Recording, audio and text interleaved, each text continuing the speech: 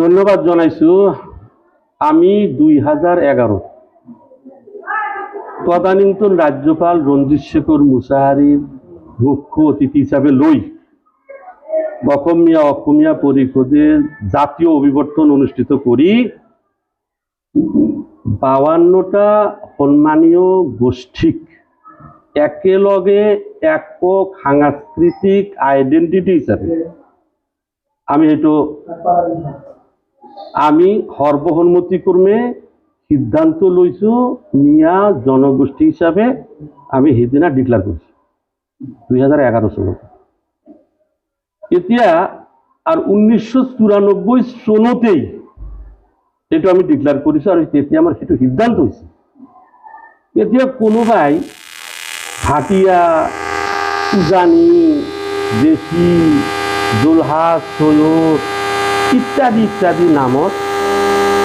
জনগোষ্ঠীয় পরিচয় তুলে ধরিব পারে, ইয়াত তো কোনো বাধা নাই। কিন্তু আমার এই মিয়া জনগোষ্ঠী আজি 94 চনৰ পৰা 2026 চনলৈ অসমৰ বিভিন্ন জাতি জনগোষ্ঠীৰ অনা মুছলিম বৰেণ্য ব্যক্তিসকলক আমি সন্মানীয় উপদেষ্টা হিচাপে লৈ আৰু 1971 আগৰ ভাৰতীয় মূলৰ মিয়াক সদস্য হিচাপে লৈ আমি এই পৰিষদ গঠন কৰিছো 1994 চনৰ 9 জানুৱাৰী। ইমান বছৰ পিছত কোনোবাই কিবা তাৰণাত বা কোনো লিডাৰ বা কোনো দলৰ কোনো নেতাৰ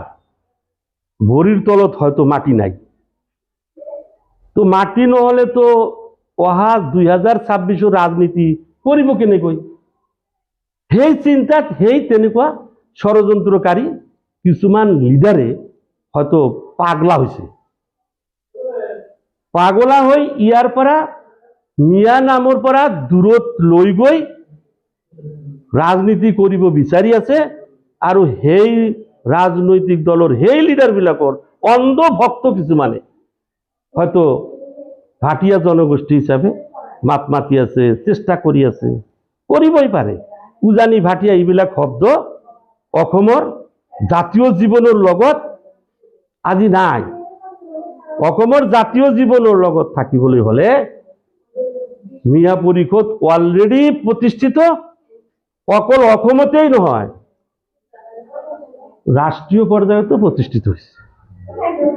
আর যিকোনো জনগোষ্ঠী প্রতিষ্ঠিত হওয়ার আগত এটা ইতিহাস সাক্ষী তুচ্ছতাচ্ছিল্য হয়ে স্বাভাবিক। আর এই তুচ্ছতাচ্ছিল্যর পৰা আমি নিজক সেফ দিবই লাগিব। আর ইয়ার শিপা 70 গজ তল লৈ গৈছে। এতিয়াতো মানে দৃঢ় বট গছৰ নিচিনাকৈ ঠিক হৈছে অসমীয়া পৰিষদ আৰু মিয়া জনগোষ্ঠী। কিয়নো বিপ্লৱ কুমাৰ শৰ্মা ন্যায়াধীশ তেখেতৰ অধ্যক্ষতাত 2019 চনৰ 12 নৱেম্বৰ 11 নৱেম্বৰ কোকৰাঝাৰ সার্কিট হাউসত আমি হিয়ারিংত দিছিলো। অহম চুক্তির 6 নং দফা কার্যকরী এই উদ্দেশ্য লৈ তেতিয়া আমি আমার পিতৃ সংগঠন অসমীয়া পৰিষদৰ প্ৰতিষ্ঠাপক সভাপতি আমজি হাজৰিকা আৰু অন্যান্য ভাতৃ সংগঠন 5টা, এই টোটাল 6টা সংগঠনে আমি তেতিয়াই আমার হিয়ারিং হয়েছে। আর সেই হিয়ারিং মতে আজি সেই 2019 বিপ্লৱ কুমাৰ শৰ্মাৰ অধ্যক্ষতাত যিটো মানে কমিটি গঠন হয়েছিল সেই কমিটির প্রতিবেদন সাবমিট হয়েছে। আর তাতে স্পষ্ট লিখা আছে আমার এই 6টা পরিষদের 6টা সমিতির কথা তাত উল্লেখ আছে। গতিকে তার উপরঞ্চি ইয়াতে তেতিয়াই 1951 চনৰ পূৰ্বৰ মানুহখিনি খিলন দিয়া যে তাত উল্লেখ আছে 3টা প্রভিজন তাতে দেখিছো মই। আর তেতিয়াই আমার ডক্টর হিমন্ত বিশ্ব শর্মা বা সর্বানন্দ সোণোৱালে থাকক তেতিয়াই এইটো ক'ব লাগিছিল যে 1951 আগৰ যিখিনি মিয়া মুছলিম ইয়াত আছে তেওঁলোক খিলঞ্জীয়া হয় কিন্তু আজি মুখ্যমন্ত্ৰী সেইটো উল্লেখ কৰিছে মুখ্যমন্ত্ৰীয়ে কিয় উল্লেখ কৰিছে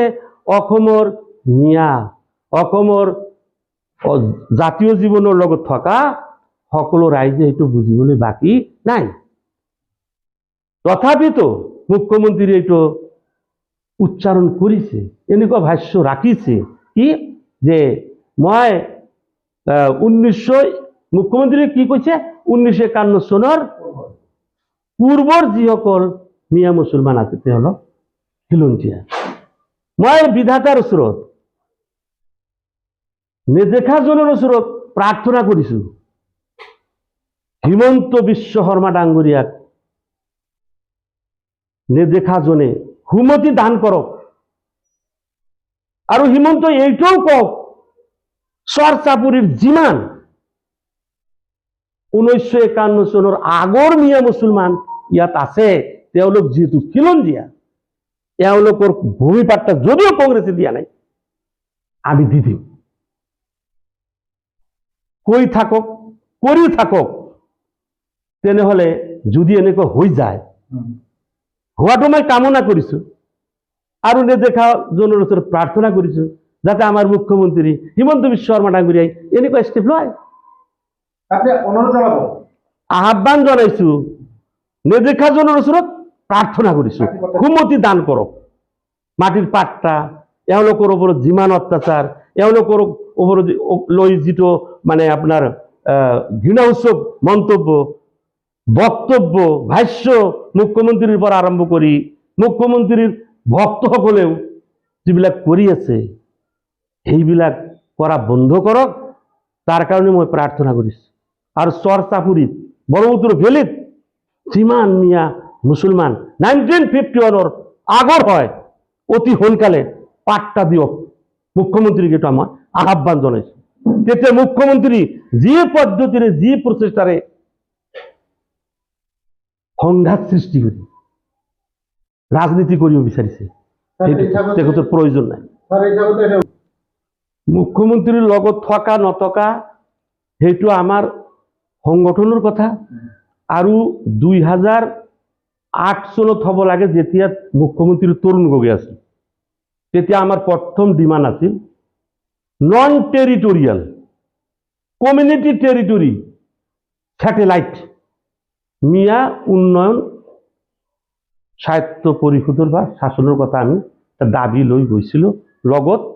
চৰচাপৰি মানুহৰ ভূমিৰ পাট্টাৰ দাবী আৰু ব্ৰহ্মপুত্ৰৰ নৈৰ খনন কাৰ্যকৰী দুয়োপাৰে আৰচিচি মাতাউৰি কৰি এই অভিশপ্ত ব্ৰহ্মপুত্ৰ নৈখনক আশীৰ্বাদত ৰূপান্তৰ কৰিব লাগে যেনেকুৱা চাইনাৰ এটা নৈ আছিল যিটো অভিশাপ আছিল চাইনাৰ মানুহৰ কাৰণে সেইটো কিন্তু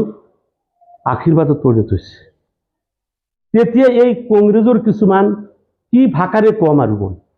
ভাষাই বিচাৰি পোৱা নাই এতিয়াতো বেয়া শব্দ ক'ব লাগে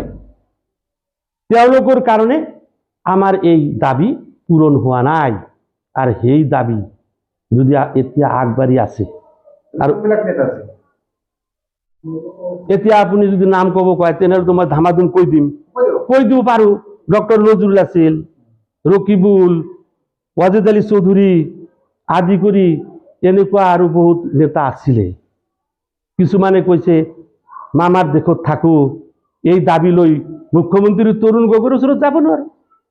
কোনোবাই কৈছে আমি মিয়া পৰিষদ দেখিবই নোৱাৰো কিন্তু জনগোষ্ঠীয় আইডেন্টিটি হিচাপে প্ৰতিষ্ঠিত নহলে যেহেতু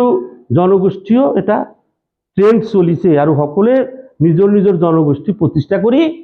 নিজৰ নিজৰ অধিকাৰ সাংবিধানিক অধিকাৰ সাব্যস্ত কৰি আছে গতিকে আমাৰ জনগোষ্ঠী বেলেগে প্ৰতিষ্ঠা কৰি নিদিব এইটো আমাকেই প্ৰতিষ্ঠা কৰিব লাগিব আমি আমাৰ পক্ষত থিয় হ'ব লাগে থিয় হৈ একক অসমীয়া জাতি গঠন প্ৰক্ৰিয়াত মিয়াও প্ৰতিষ্ঠিত হ'ব লাগিব মিয়া যদি জনগোষ্ঠী হিচাপে প্ৰতিষ্ঠা হয় তেনেহ'লে সাংবিধানিক অধিকাৰ আমি আদায় কৰিব পাৰিম তেওঁলোকে কৈ আছে যে আসলে কি পৰিপক্ক চাওক মিয়া হ'বনে নে ভাটিয়া হ'ব ভাটিয়া কেনেকৈ হয় এইটো ৰাজনৈতিক নাম ভাটিয়া শব্দটা রাজনীতির নাম। সেই স্বাধীনতার আগর পরা এই ভাটিয়া ভাটিয়া পূর্ববঙ্গমূলীয় ময়মন সিংহিয়া এতে সেইবিলাক শব্দ থাকে নেকি? সভ্য সংস্কৃতিবান সমাজত সেইবিলাক শব্দ অকেজ হৈ গৈছে, এইটো আৰু ব্যৱহাৰৰ উপযুক্ত নহয়। এতিয়া তেনেহ'লে আমি নিয়ম মতে আমাক ময়মন সিংহিয়া পূৰ্ববঙ্গমূলীয় ইত্যাদি নাম কিমান অভিধাৰে আমাক মাতি আছে, ন অসমীয়া চৰুৱা পমুৱা ইত্যাদি ইত্যাদি। এতিয়াতো আমাৰ ডক্টৰ ধ্ৰুৱজ্যোতি বৰা অসম সাহিত্যৰ প্ৰাক্তন, তেখেতেতো ভাল ষ্টেটমেণ্ট দি পেলালে। বৰ্তমানো সাহিত্য সভাৰ উপসভাপতি, তেখেতেও কৈছে, বিভিন্ন মহলৰ পৰা কৈছে, মিয়া অসমীয়া জাতিৰ বন্ধু বুলিও ডক্টৰ হীৰেণ গোহাঁই এই মিয়া প্ৰতিষ্ঠিত হৈ গৈছে। এতিয়া আৰু ভাটিয়া নাম লৈ জনগোষ্ঠীৰ কথা কোৱা মানেই ইয়াত ষড়যন্ত্ৰ আছে, ইয়াত প্ৰতাৰণা আছে, ইয়াত পিছফালে দালাল কিছুমান ৰাজনৈতিক লিডাৰ আছে। কাৰণ তেওঁলোকৰ ভৰিৰ তলত মাটি নাই। এই 2026 ৰাজনীতিৰ বৈতৰণি পাৰ কৰিবৰ কাৰণে, জিকিবৰ কাৰণে এইবিলাক হয়তো জনগোষ্ঠীয় পৰিচয়ৰ কথা কৈ আছে।